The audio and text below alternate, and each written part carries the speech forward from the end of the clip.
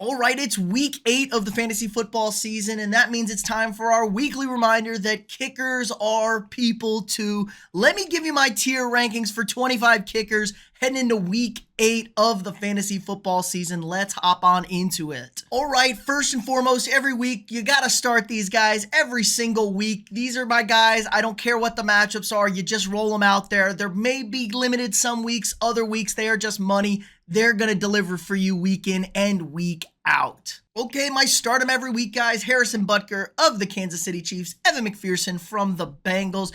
My man Ka'im Fairbairn for the Texans. Younghoe Koo out of Atlanta. Justin Tucker, who's really turned it around the last few weeks. Obviously, Brandon Aubrey for the Dallas Cowboys. And a new addition this week, my man Austin Seibert of the Washington Commanders, making the list. Doesn't start the season on a roster week 1, and he has been lights out since then. These are my guys. If you got them, you don't want to deal with picking up kickers each and every week. Just roll these bad boys out there. They're going to deliver for you. Maybe limited ceiling some weeks, but most weeks they are going to be top tier kickers. Okay, first up, Bears kicker Cairo Santos. I'm going to put him in the fine to start for this week. You know, the Bears have been a lot better offensively the last few weeks. They're coming off a bye, but they're going to a Washington Commanders defense that has really stepped it up. Now, they came into the season like this is the worst defense in football. They get carved up in week 1, but against mediocre to bad offenses, they have feasted. Now, this game could look a little different based on who's at quarterback for Washington.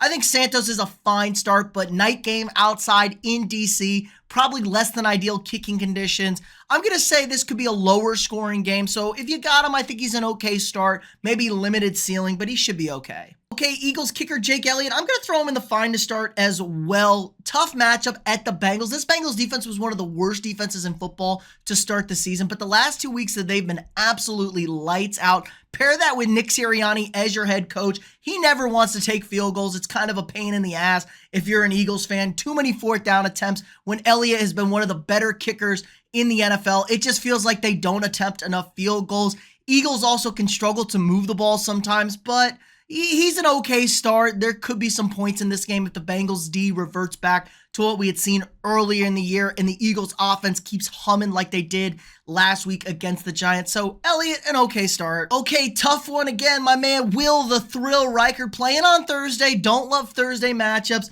but you got to go with it, man. Love this matchup. It's the Rams. The Rams defense is one of the worst defenses in football. Reichard's been absolutely money on the season, has yet to miss a kick. I just jinxed a Vikings kicker. I can't believe I've done that. What am I doing? But yeah, this Rams defense has struggled. The Vikings offense is moving the football up and down the field, and they have no problem kicking 55-plus yard field goals with Will, so you get those extra bonus points there going with Reichard. I just think this is a really good matchup, especially on a Thursday where maybe the offenses and the red zone offenses just aren't quite as good because they have that less week of preparation. So give me Will the Thrill as a great start this week. Okay, Will Lutz of the Denver Broncos. I like this start a lot. I really do like Will Lutz this week. They're playing the Carolina Panthers. Like, my lord. I just want to start anybody against the Panthers. This is the worst defense in football. Coming off a 10 days rest. They're going to score points. And the best thing is, Bo Nix, not the best quarterback in the world, so maybe they don't get those touchdowns in the red zone. The potential for them to get rushing touchdowns is there, but I think they're just going to rack up a lot of points. We could see a ton of touchdowns, worst case scenario. And Will Lutz, good kicker. It is, somehow it's at home. It is at home. Somehow we're getting Carolina 3 straight weeks in the late window, so God bless us for that one. But I think Will Lutz will have a good day. Kicking in Denver, high altitude, get those longer field goals if the Broncos offense does manage to get stopped. So great matchup for Will Lutz. Okay, bench him, Greg the Leg Zerloin. Bench him. The Jets suck. He sucks. He's getting kicks blocked every week, multiple kicks a week. He's just bad. I can't believe they haven't gotten rid of him yet. Do not play Greg Zerloin. I said it last week. I'm saying it again. Don't play him. Okay, Josh Karty of the LA Rams. I just talked about Thursday night games. This is kind of a tough one. I'm leaning towards an if you have to game, but maybe the short week bolsters the Rams offense. The Vikings aren't great in the passing in the secondary. They've given up a lot of yards, so that could lead to the Rams getting into field goal range. I'm going to put Karty as a fine to start. I think the Rams move the football fairly effectively. They will have to settle for field goals, though. One of the best rushing defenses and red zone defenses in football are the Minnesota Vikings, and they also don't give up touchdowns outside of the red zone. Only one so far this year. So I think the Rams might be stuck kicking a lot of field goals in a game where they're probably going to need to put up some points. So I'm going to go with Karty as a fine start on Thursday night. Okay, Joey Slye, the Patriots, bench him again. The Patriots are awful. The Jets defense is okay. They've been bad the last 2 weeks. I shouldn't say bad. They've been worse the last 2 weeks. Ever since they fired Robert Saleh, who would have guessed you fire your defensive coach and head coach, that your defense gets worse. Patriots, though, they can't run the football, and that's what the Jets are bad at. The Jets have a good secondary. They're a little banged up, but they can cover people. I do like Drake May, but I just think it's going to be a low-scoring game for the Patriots. So just to try and avoid Joey Slye there this week. Matt Gay at Houston. If you have to. Colts, this offense is terrible with Anthony Richardson at quarterback. He's just super inaccurate. They struggle to move the football. They struggle to put up points. And the Texans coming off of a tough loss. But the defense played pretty well. Forced a bunch of turnovers there. Held the Packers to under 24 points. So all in all, I think this is a bad matchup for Indy. I think they'll struggle to move the football. Maybe not a whole lot of opportunities for them. And the few opportunities they do get, probably going to be kicking a field goal, but who the hell knows with a Colts offense. So I just want to kind of avoid Matt Gay, but if you don't want to cut him because he's been solid this year, then you can play him, I guess. Daniel Carlson, another, I'm going to bench Daniel Carlson this week. I know the Raiders, he's been good so far this year, but this is a tough, terrible matchup playing against the Kansas City Chiefs. One of the best defenses in football. We got Gardner Minshew back in at quarterback after Aiden O'Connell broke his thumb. You're not going to be able to move the ball against this Kansas City team. Too many turnovers for him. I just don't think the opportunities are going to be there.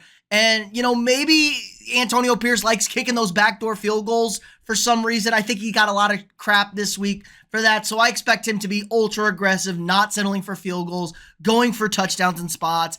I'm just going to want to avoid Carlson this week. It's just a terrible, terrible matchup. Oh, man, my man Dicker, the kicker, a monster game on Monday night, but I'm going to put him in the fine to start category. Saints defense has been really, really bad the last few weeks, and in fact, they've been awful against the run, and that's what the Chargers want to do. They're going to want to run the football, and I think the Chargers get a lot more aggressive and spend a lot more time focused on the red zone after kicking 5 field goals last week, getting shut out in the red area. They're going to want to put up touchdowns. I still think there's potential there if they are just bad in the red zone still. Again, they'll kick the field goals, obviously. There is great potential for them, but I think they're going to be aggressive. I think they're going to try and focus on those touchdowns this week. So I can see the Chargers winning this game like 21-3, and you get just 3 points from your kicker because they score 3 touchdowns. But there is good potential for Dicker. I think it's just very, very risky overall. So could have a really bad week, could have a great week. I think the Chargers are going to be able to score some points, though. All right, Blake Grupe, he's been the man this year. We've had him on multiple times. Love starts. He's been smash streams. I'm benching him this week, man. This Saints offense is abysmal. Talking about a Chargers defense who's still really good. Lost the game, but only gave up 17 points. And it was one 40-yard run to Kyler Murray that really kind of cooked them up. I just don't see how the Saints are going to be able to move the ball with Spencer Rattler at quarterback. You know, they're getting some guys back at receiver.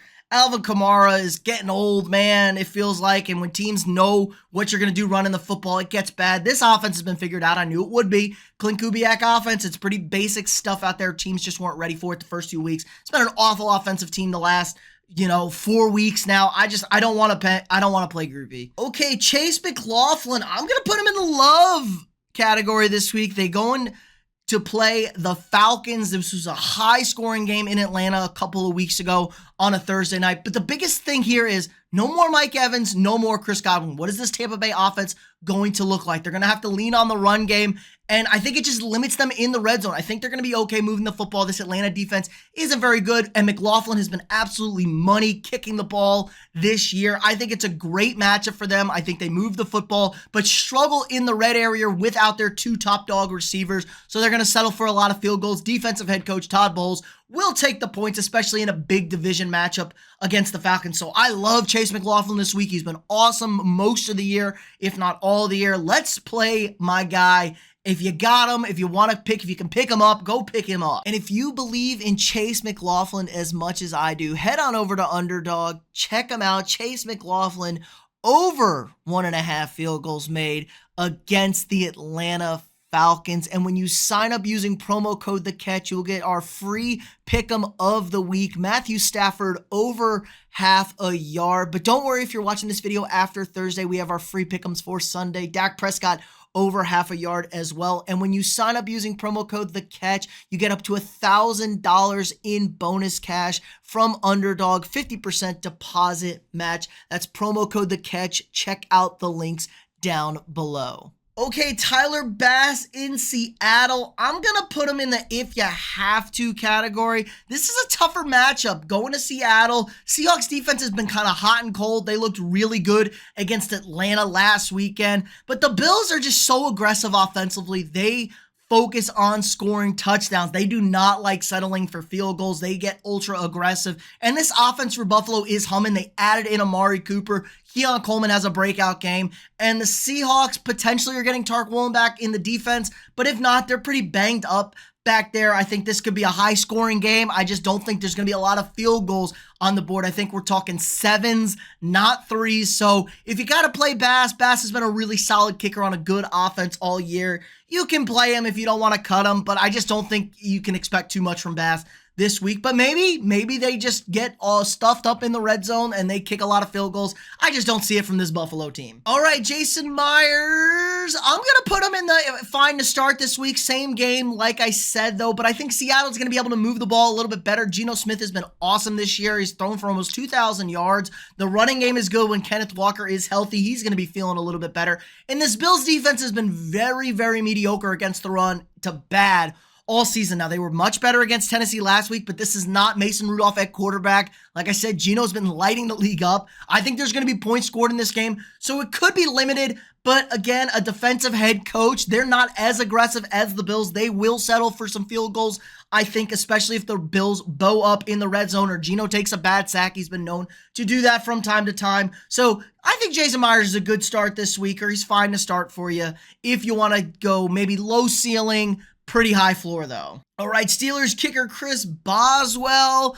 I'm gonna put him in the love this matchup. This was a tough one for me, playing the Giants on Monday night. Now they're in Pittsburgh, not the best place to kick, especially at night. It gets whirly and swirly out there. But this Steelers offense feels so much better with Russell Wilson at quarterback. Not to mention the Giants are super beat up on defense. Their offense is atrocious. Pittsburgh defense is gonna feast, a lot of short fields. Maybe I think we're gonna get a lot of attempts from Boswell. Hopefully, the offense struggles a little bit in the red zone because that's where Russell Wilson has struggled in the past. Not the best red zone quarterback. Maybe they go to Justin Fields in the red area, but I think there's just going to be a lot of points. Mike Tomlin is feeling great. You listen to him in the press conferences this week. This is a team that wants to score points. They will take the points when they can get them. I like Boswell. He's been really, really strong all year. So let's put him in a love, kind of maybe a half. Can I do a half? Let's give him a half. I'll just throw him in the love, but maybe a limited ceiling. Maybe not the best guy, but he should have a really, really solid week for you. Okay, my man Jake Bates. Throw him in the love category. Kick the game winner for the Detroit Lions. Huge boost for them. They got all the momentum, and they're playing Tennessee at home. Tennessee is an atrocious team right now. Defense had been okay, but they just fell apart in the second half against the Bills. I don't see why the Lions won't keep rolling. This is one of, if not the best offense in football. They're going to score a lot of points. Hopefully they can cut down on the touchdowns and get Bates more opportunities for you. But I think it's just going to be a lot of points scored in this game. Maybe they aren't as good in the red area.